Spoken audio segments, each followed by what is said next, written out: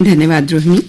समाचार पत्रों की सुर्खियों के साथ आज मैं हूं न्यूज डेस्क पर रेडियो सखी माधवी। सेमीकंडक्टर क्षेत्र में वैश्विक जिम्मेदारी समझते हुए आगे बढ़ रहा भारत, कहा प्रधानमंत्री नरेंद्र मोदी ने।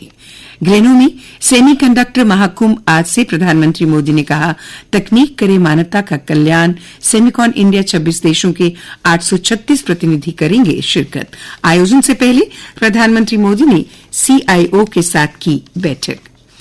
पेरिस पैरा ओलंपिक से सरजमी पर इसे एक बार कृपया फिर सुन लीजिए। पेरिस पैरा ओलंपिक से सरजमी पर उतरे पदक विजेताओं के हौसले और जज्बे की कहानी। किसी के हाथ नहीं, किसी का एक पैर नहीं, फिर भी लक्ष्य था ऊंचा। बिना बाजुओं की शीतल का सपना सामान्य तीरंदाजों के बीच जीतना। शीतल का उपकरण सुधार कर पेटेंट कराएंगे कोच। रेल पटरियों पर आतंकी षड्यंत्र। ट्रैक पर भारी वस्तु रख ट्रेन पलटाने को रेलवे ने माना आतंकी साजिश। पिछले 3-4 महीनों से रेल पटरियों पर भारी वस्तु और गैस सिलेंडर रखकर ट्रेन पलटाने की घटनाएं आतंकी षड्यंत्र की ओर साफ साफ संकेत कर रही हैं। रेलवे को भी ऐसा ही संदेह है। इसीलिए कानपुर के पास सोमवार को कालिंदी एक्सप्रेस की घटना का संदर्भ लेते हुए जांच का जिम्मा एनआईए एवं एसटीएफ को सौंप दिया गया है। विभिन्न बिंदुओं से हो रही जांच।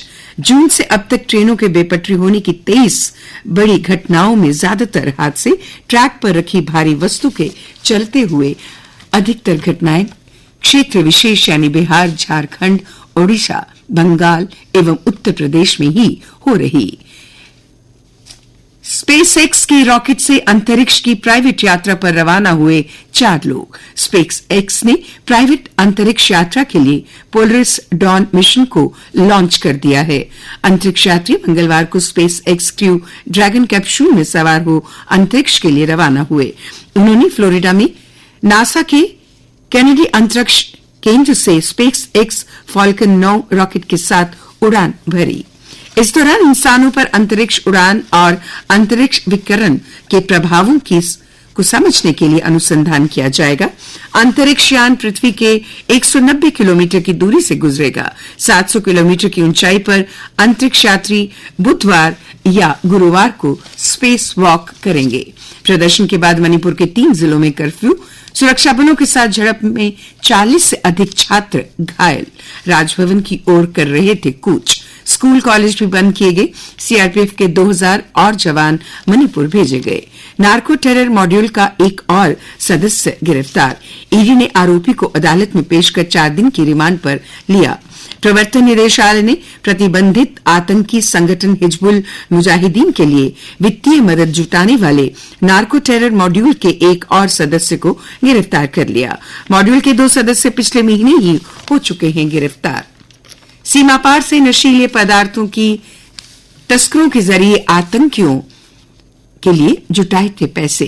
उपराज्यपाल से मिले पदक विजेता। उपराज्यपाल मनोज सिन्हा ने मंगलवार को राजभवन में सब जूनियर नेशनल ताइक्वांडो रजत और कांस्य पदक विजेता मोहम्मद अरहान और आरोही दत्ता से मुलाकात की। उनके साथ उनके कोच राजेंद्र सिंह भी थे। उपराज्यपाल ने पुंछ जिले के युवा खिलाड़ियों को बधाई और शुभकामनाएं दी। भविष्य में भी बेहतर प्रदर्शन करने के लिए प्रेरित किया।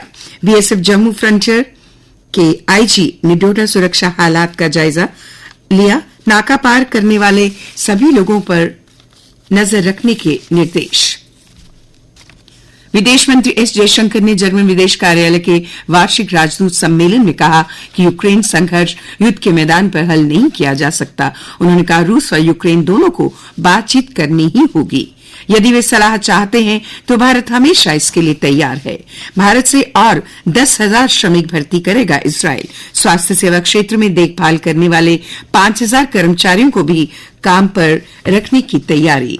इजरायल ने अपने बुनियादी ढांचे और स्वास्थ्य सेवा क्षेत्र में कुशल कर्मचारियों की कमी को दूर करने के लिए एक बार फिर भारत से संपर्क किया है। अन्य समाचारों के साथ अब मेरी सहयोगी रोहिणी। धन्यवाद माधवी।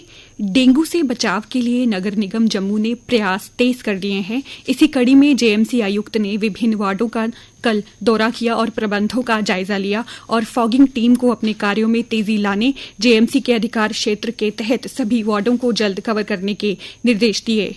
जम्मू विश्वविद्यालय के लॉ स्कूल के छठे सेमेस्टर के छात्रों को न्यायालय का भ्रमण करवाया गया। इसका उद्देश्य छात्रों में कानूनी परिदृश्य की गहरी समझ को बढ़ावा देना था।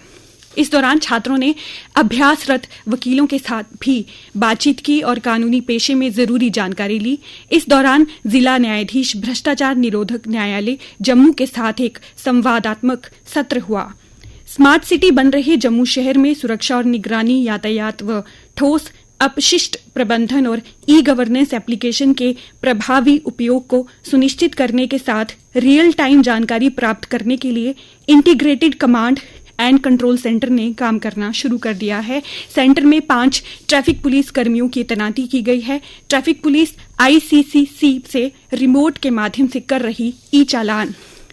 चिनार कोर के commander lieutenant general Rajiv Ghai ने कल गुरेज सेक्टर में एलओसी पर स्थित अग्रिम चौकियों का दौरा कर सेना की ऑपरेशनल तैयारियों का जायजा लिया। उन्होंने एलओसी पर घुसपैठ रोधी तंत्र की भी समीक्षा की। कहा, राष्ट्र की सुरक्षा के लिए जवानों की प्रतिबद्धता अनुकरणीय है। खेल समाचार। 45वां शतरंज ओलंपियाड आज से शुरू होने जा रहा है और दुनिया भर के शतरंज प्रेमियों की निगाहें इस बात पर लगी हैं कि कौन सी टीम विश्व शतरंज ओलंपियाड का ताज अपने नाम करेगी। डी हरिका और आर वैशाली की अगुवाई वाली शीर्ष वरीयता प्राप्त भारतीय महिला टीम पोडियम पर पहुंचने की मजबूत दावेदार होगी, जबकि डी गुकेश की अगुवाई वाली पुरुष टीम से भी अच्छे प्रदर्शन की उम्मीद है। भारत ने पिछली बार कांस्य पदक जीता था और टीम इस बार उससे बेहतर प्रदर्शन करने के लिए प्रतिबद्ध होगी। भारतीय टीम को इस बार दूसरी वरीयता दी गई है। पेरिस में हाल ही में संपन्न हुए पैरालंपिक खेलों में 29 पदक जीतने वाले भारत के पैरालंपिक पदक विजेताओं का मंगलवार को इंदिरा गांधी अंतर्राष्ट्रीय हवाई अड्डे पर सैकड़ों समर्थकों ने फूल मालाओं और मिठाइयों के साथ जोरदार स्वागत किया। ये समाचार सभी समाचार पत्रों में इस विवरण के साथ सचित्र छपा है। जिंदगी में कभी परेशान हो, हारा हुआ महसूस करें, नाउम्मीदी घर कर ले तो इन चेहरों को याद कर लें। मन में नई ऊर्जा का संचार होगा, सकारात्मकता आएगी और कदमों में जीत होगी। पहले ही मैचों में जीत से उत्साहित गत चैंपियन भारतीय टीम चैंपियंस हॉकी टूर्नामेंट में आज मलेशिया के खिलाफ होने वाले मैच में जीत की हैट्रिक लगाने उतरेगी। भारत ने पहले मैच में चीन को 3-0 से और जापान को 5-1 से हराया था। नीरज चोपड़ा के साथ अविनाश साबले भी डायमंड लीग के ब्रसल्स में होने वाले फाइनल में उतरेंगे। सत्र का फाइनल 13 और 14 सितंबर को होगा, जिसमें पहले दिन स्टीपल चेज और अगले दिन भाला फेंक की स्पर्धा होगी। भारत की शुभि गुप्ता ने श्रीलंका के कुलतारा में हाल में समाप्त हुई राष्ट्रमंडल शतरंज चैंपियनशिप में लड़कियों के अंडर 16 वर्ग और स्वर्ण और अंडर 20 वर्ग में कांस्य पदक जीतकर दोहरी सफलता हासिल की। और अब नजर डालते हैं मौसम के हाल पर। मौसम विज्ञान केंद्र की जानकारी के अनुसार आज जम्मू संभाग में आंशिक तौर पर बादल छाए रहेंगे। वहीं 13 सितंबर को कई इलाकों में बारिश हो सकती है। कल का अधिकतम तापमान 33 डिग्री सेल्सियस और न्यूनतम 25.8 डिग्री सेल्सियस रिकॉर्ड किया गया। आज सूर्यास्त 6:44 पर होगा और कल सूर्योदय 6:13 पर होगा।